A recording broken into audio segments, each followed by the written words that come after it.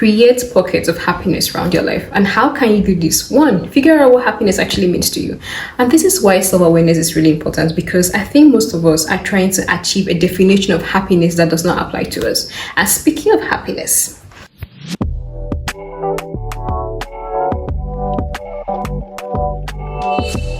hi guys, welcome back to my channel. I'm back. I went to make ends meet for like 7 months and the ends were not meeting, so I'm back to my first love. And today we'll be talking about how to live a more fulfilling life. Trust me, I know what I'm saying. So we live in a world where before we're even born, things are already set in stone. Things are already programmed for us. What to do, what to be, how to act. From our primary caregivers who mold us into becoming a certain kind of person, into acting a certain kind of way, to our environment and society at large, we preset ideas on how different genders should think or act. And while most of these ideas are not fundamentally wrong, at some point you will need to take control and stop being expected to in your life. At some point you will need to decide to live a life that is true to you and not a life others expect of you. One of the easiest ways to do this is through self-awareness. And when people hear self-awareness, they think it's just a walk in the park, but it's not. Because for you to accurately differentiate between what you want and need and what others expect you to want and need, you need to be very honest. You have to be very intentional about it. And I dare say we cannot be completely self-aware because we are all a product of our environment. So outside your parents, outside your friends, outside your environment, what are your desires? What are your values? What beliefs have you made peace with? What are your limitations? What are your strengths? What are your weaknesses? What is your purpose in life? What are your goals? Why did God create you? These are all questions that you will need to answer and then start making decisions to live a life that is more truthful and more authentic. Now, simply because you found the answers to these questions does not mean your life will be much simpler. You're going to have a lot of opposers instead of supporters, so you need to persevere. You also need to set boundaries because it's not going to be easy, and you might want to fall back to the norm. You might want to fall back to routine, so you have to constantly say no to things that do not align with your values. Don't wait until you're dying in bed before you realize you had the choice to live a more fulfilling life and the only thing that was stopping you was fear.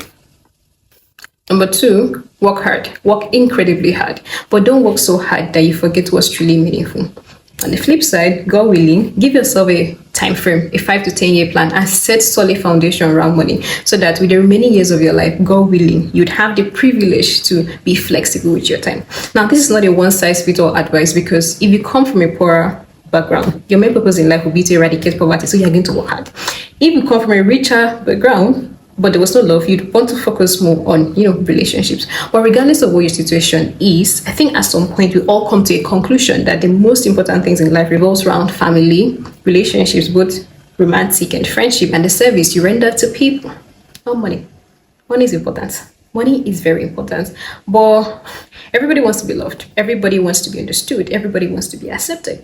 I think we misunderstand money that we trade it for what's actually really important. And I cannot even blame us, especially if you're from a country like Nigeria, where you take one step forward. The country, in partnership with the government, decides to bring you 10 steps back. So you will lose sight of what's actually important. But regardless, don't work so hard that you actually regret working so hard.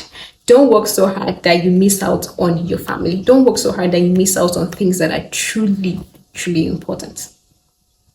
Number 3, create pockets of happiness around your life. And how can you do this? Figure out what happiness actually means to you.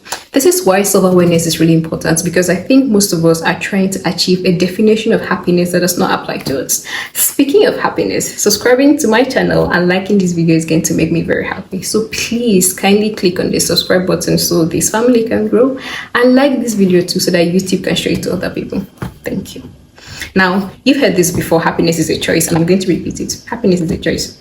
To an extent, because there are people who are actually depressed, people with low levels of serotonin, and for this set of people it's not really a choice, they need medical help. But for the most part, happiness is a choice. It's a choice you can make by yourself. It's a choice someone can guide you into making. The second way to create pockets of happiness is by focusing on your strengths. We all have our limitations, we all have our strengths and our weaknesses. Is there a logical reason as to why we focus more on our weaknesses? Is there a reason we make our weaknesses our entire reality? I believe the reason we have both strengths and weaknesses is so that there can be a balance. But it's, for example, I'm a great speaker but an average writer.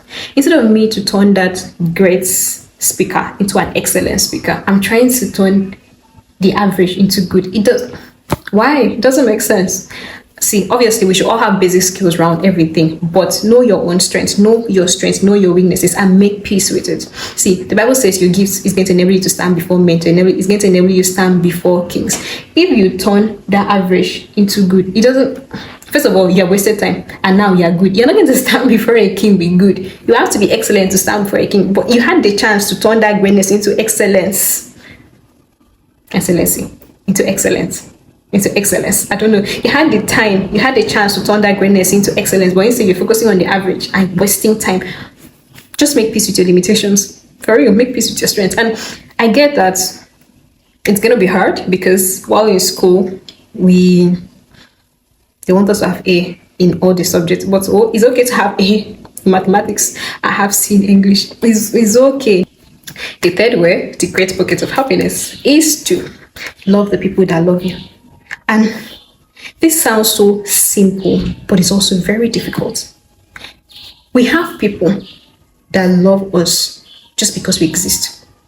We don't have to change, we don't have to add, we don't have to do anything. Just your mere existence means the world to them. But then we are trying to make someone else love us. We're trying to get acceptance and validation from somebody else. And we are working so hard. In the process of trying to make somebody else see us, we are losing our self-esteem. We are becoming less confident.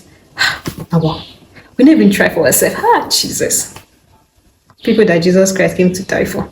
You know how you say, I cannot accept this in relationship because I'm loved at home. Jesus Christ loves you.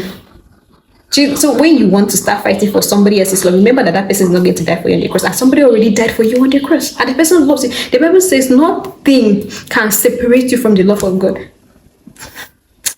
Hey, good. You're going to be much happier if you learn to love the people that love you, because as you're trying to make that person see, how is it to you? How is your life? Are you happy? No, you're not happy. You cannot be happy. It's not possible. You cannot be happy. So learn to love the people that love you. I'm going to end with these questions. If you had 1 hour to live and you were asked to speak to, people, who are the people in your audience? Are they male? Are they female? Are they young adults? Are they children? What is it that you are talking about? Number 2, if you were to die today and someone comes to, give a speech, what would you want that person to say? What would you want the community to say? What would be your impact? And impact doesn't necessarily mean, finding the cure to cancer. Well, it's the simple things that makes the difference. Impact can be you being a great daughter, a good son, a great husband, a great father, a great wife. That's impact. Answer these questions and let it redirect your life. With that being said, my name is Emidia Francis and this is Dimensions of God. Please don't forget to subscribe and like this video. Please share it to your friends and your family members so that I can make ends meet.